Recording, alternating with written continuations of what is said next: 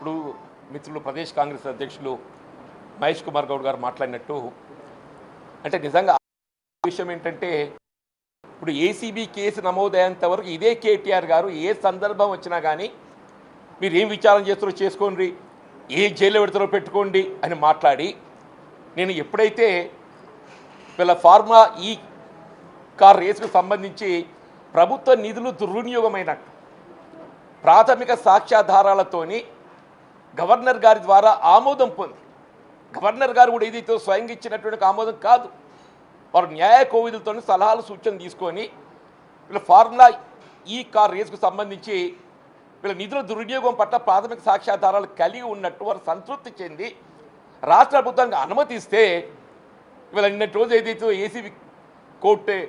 ACB విచారణ case నమోదు అవుతే ఇవాళ ఏదైతున్నదో దాన్ని అడ్డుకునే విధంగా ఇప్పుడు శాసనమండలి గమనిస్తే ఆశ్చర్యం కలుగుతుందా? ఒకవైపు ఏదో వాళ్ళే ఏం చేస్తారో చేసుకోని అంటారు, ఇంకోవైపు అయితే శాసనమండలి కేసు విత్డ్రా చేసుకోవాలని చెప్పంట. అంటే సెల్ఫ్ కాంట్రాడిక్టరీ చెప్పంటున్నా.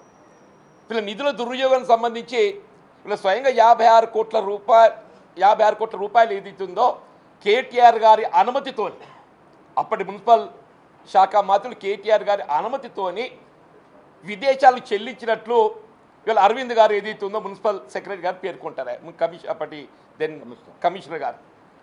మరి మీరు విదేశాలకు ఏదైతుందో ప్రభుత్వం నిధులు చెల్లిస్తున్నట్టు ఫారిన్ ఎక్స్చేంజ్ రెగ్యులేషన్ యాక్ట్ ఉంటుందా ఉండదా? విదేశీ మార్గ ద్రవ్యం రూపాయలు ఏదైతుందో మీరు అనుమతి తీసుకోవాలి, ఆర్బీఐ అనుమతి తీసుకోవాలి. ఈ ఇన్కమ్ ట్యాక్స్ డిపార్ట్మెంటే వీళ్ళ హెచ్ఎండికి 8 కోట్ల పెనాల్టీ విధించిందా? ఇవాళ ఏదైతుందో విదేశీ మార్గ ద్రవ్యం సమకూర్చుట్లో ఏదైతుందో మీరు ఆర్బీఐ అనుమతి తీసుకోలేదన్నటువంటి ఒక ఆధారాలతోని ఇన్కమ్ ట్యాక్స్ డిపార్ట్మెంట్ హెచ్ఎండిఏకి పెనాల్టీ విధించడం అని చెప్పంటే అప్పుడు దానికి అనుమతి ఎవరు ఇచ్చిందో వారికి పెనాల్టీ విధించినట్టు, వారు బాధ్యులవుతారని చెప్పి అంటున్నాను. అంటే స్వయంగా ఏదైతుందో పుచ్చుకోవడమే కాదు, అంటే నేరారోపణలను రెచ్చగొట్టే విధంగా మాట్లాడి ఏదైతుందో ప్రజానీకంలో ఏ విధంగా నేను మెప్పు పొందుతాను, సానుభూతి పొందుతాను అన్నటువంటి ఒక తాపత్రయం తప్ప నాకు ఆశ్చర్యమే. నిన్న రాత్రి నేను టీవీ గమనిస్తే ఆయన మాట్లాడే ఒక భాష, ఆయన విదేశాలలో విద్యను అభ్యసించిందని చెప్పంటారు. ఆయన మాట్లాడే భాష ఏదైతుందో ఇక్కడ మాట్లాడలేకపోతున్నాను చెప్పంటారు. ఆయన మాట్లాడే భాష నీకు మాట్లాడలేకపోతున్నాను చెప్పంటున్నా. వీళ్ళకి ఎందుకు అంత జంకు అని చెప్పంటున్నాను. విచారణ అనేది సహజమని చెప్పంటున్నాను. విచారణ సహజం, నువ్వు నేరం చేయలేనప్పుడు ఎందుకు నీ లోపల జంకు అని చెప్పంటున్నా. వీళ్ళు అర్జెంటుగా మీద పడి క్రాష్కి పోయిండా, వీళ్ళు అర్జెంటుగా మీద పడి ఏదైతుందో క్రాష్కి పోయిండు. ఎందుకు పోయినా నువ్వు విచారణ సహకరించద్దా? నువ్వే క్రాష్కి పోయాను, ఎందుకు విచారణ నిలిపివేయాలి అన్నటువంటి భావనతో వీళ్ళు మళ్ళీ క్రాష్కి ఏదైతుందో వీళ్ళు లంచ్ మోషన్ మూవ్ చేయించుకోండి అని చెప్పంటారు. దయచేసి వాస్తవాలు గ్రహించండి. వాళ్ళ గత ప్రభుత్వ హయాం లోపల ఏ విధంగా వాళ్ళ అధికార దుర్వినియోగానికి పాల్పడడం జరిగింది, ఏ విధంగా ప్రభుత్వ నిధులను ఏదైతుందో దుర్వినియోగం చేయడం జరిగింది తమ స్వలాభాపేక్షకు. నిన్న కేటీఆర్ గారు కొన్ని డాక్యుమెంట్స్ చూపెట్టిండ్రా. నేను కేటీఆర్ కొన్ని డాక్యుమెంట్స్ చూపెట్టించింది. వారు ఏదైతుందో ఇప్పుడు ప్రస్తుత ముఖ్యమంత్రి రేవంత్ రెడ్డి గారు కలిసినట్టు, లేక కరస్పాండెన్స్ ఏదైతుందో ప్రస్తుత మున్సిపల్ సెక్రటరీ గారితో చేసినట్టు. అసలు వీళ్ళకి ఎక్కడికి వెళ్ళి వచ్చినాయే? ఇది ఇన్ బిట్వీన్ ది ఇవాళ ఫార్ములా ఈ కార్ రేస్ నిర్వాహకులకును ఈ ప్రభుత్వాల మధ్య జరిగినటువంటి ఒక ఈమెయిల్ చాటింగ్ నీకు ఎక్కడికి వెళ్ళి వచ్చింది అంటే ఇవాళ ఆయనకు నీకు సంబంధం ఉందా లేదా? ఆయనకి నీకు సంబంధం లేదు, ఇవన్నీ నీకు ఎక్కడికి వెళ్ళి వచ్చిన డాక్యుమెంట్లు చెప్పండి. ఇప్పుడు గతంలో స్పాన్సర్ ఎవరైతే ఉన్నారో 23 ఫిబ్రవరిలో నిర్వహించిన స్పాన్సర్ ఏదైతే ఉందో ఆయన అగ్రిమెంట్కి లేనికి తప్పుకున్నాడు. ఎందుకు తప్పుకున్నాడు? నాకు నష్టం వచ్చిందని చెప్పాను. ఆయనే నష్టం వచ్చింది, ఆయన తప్పుకున్నాడు.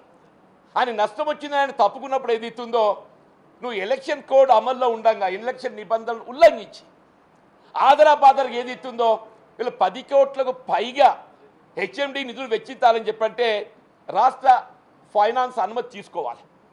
ఏ విధంగా అనుమతి లేకుండా అంటే క్యాబినెట్ కూడా మీదే ఉన్నది, అయినా కానీ ఏదైతే ఎంత ఆదరాబాదరగా ఏదైతుందో ఎంత ఏదైతే మేము ఏదైనా చేయగలుగుతాం అంటే మళ్ళీ అహంకారానికి నేను నిదర్శనం చెప్పంటున్నా, మేము ఏదైనా చేయగలుగుతాం ఒక భావంతో. రాష్ట్ర ప్రభుత్వ నిధుల దుర్వినియోగం లోపల ఎవరు స్వలాభాపేక్షకు పాల్పడ్డా కానీ వారు ఎంత పెద్దది వారని కానీ చెప్పంటున్నా. This is only an example. దీంతో పాటుగా ఇంకా గత ప్రభుత్వ హయాంలో నిధుల దుర్వినియోగానికి పాల్పడినటువంటి యొక్క ఏ అంశమైనా కానీ ఇవాళ ఔటర్ రింగ్ రోడ్ టెండర్ ఉందా? దాదాపు 1,00,000 కోట్ల విలువ చేసి ఔటర్ రింగ్ రోడ్ అని చెప్పి అంటున్నాం. అక్కడ పెద్దలు వైఎస్ రాజశేఖర రెడ్డి గారు ఉమ్మడి కాంగ్రెస్ ప్రభుత్వంలో ఏదైతే ఉందో ఇలా ఈ రాష్ట్ర రాజధాని అప్పుడు ఉమ్మడి ఆంధ్రప్రదేశ్ రాష్ట్ర రాజధాని హైదరాబాద్కి ఏదైతే ఉందో మకుటం లాగా అని చెప్పాడు. జాతీయ అంతర్జాతీయ స్థాయిలో గుర్తింపు పొందే విధంగా ఔటర్ రింగ్ రోడ్ నిర్మాణం చేపట్టిందా? దాన్ని మొత్తం 30 ఏళ్ళకు 7,000 కోట్లు కూడా కట్టబెడతాడే? 30 సంవత్సరాలకు 7,000 కోట్లు కూడా కట్టబెడతాడని చెప్పి అంటాను నేను. ఇవాళ ఏదైతుందో ఒక వాళ్ళే ఏదైతుందో దాన్ని రద్దు చేయాలంటుంది. ఇవాళ రద్దు చేయడానికి ఏదైతుందో విచారణ చేయాలి. ఆ విచారణ కావాల్సింది సిట్. నేను గౌరవ ముఖ్యమంత్రి శాసనసభలో ప్రకటించింది. స్పెషల్ ఇన్వెస్టిగేషన్ టీంతో ఇన్వెస్టిగేట్ చేపిస్తా అని చెప్పాను. అంటే ఇవన్నీ ఒక్కొక్కటి వెలుగులోకి వస్తున్నాయి. వీళ్ళ కాలుష్యం వెలుగులోకి వస్తున్నది, విద్యుత్ నిర్మాణ ప్రాజెక్టులకు వెలుగులోకి వస్తున్నాయి. ఇవన్నీ ఏదైతుందో వెలుగులోకి వస్తున్నాయి. కాబట్టి ఏ విధంగానైనా ఇవన్నీ అంశాలను పక్కదో పట్టించాలి అనే ఒక భావనతోని వీళ్ళ సభలో ఏదైతుందో ప్రాధాన్యత సంతరించుకున్న అంశాలని చెప్పి అంటున్నా. రైతు భరోసా, యావత్ తెలంగాణ ప్రాంతానికి సంబంధించిన రైతు భరోసా అంశాన్ని చర్చించడానికి ఇక్కడ స్వల్ప వ్యవధి చర్చ ఇక్కడ ఏజెండాలు పేర్కొన్నారని చెప్పి అంటున్నా. అంత ప్రాధాన్యత సంతరించుకున్న అంశాన్ని చర్చించాలని చెప్పారంటే మీరు చర్చకు సహకరించకుండా ఇలా ధరణితో ఏదైతే గత 4 సంవత్సరాలకు వెళ్ళి ఇలా రైతాంగం అనేక ఇబ్బందులు ఎదుర్కొన్నారని చెప్పంటారు. ఇలా ధరణి చట్టాన్ని మరి మార్పు చేసుకునే విధంగా భూభారతి చట్టాన్ని ప్రవేశపెట్టుకోబోతున్నారు. ఇంత ప్రాధాన్యత సంతరించుకున్న అంశాలను చర్చించాలని సంకల్పిస్తే మీరు సభను అడ్డుకునే విధంగా ఇవాళ ఏ నేరస్తుడుగా మరి నేరాలు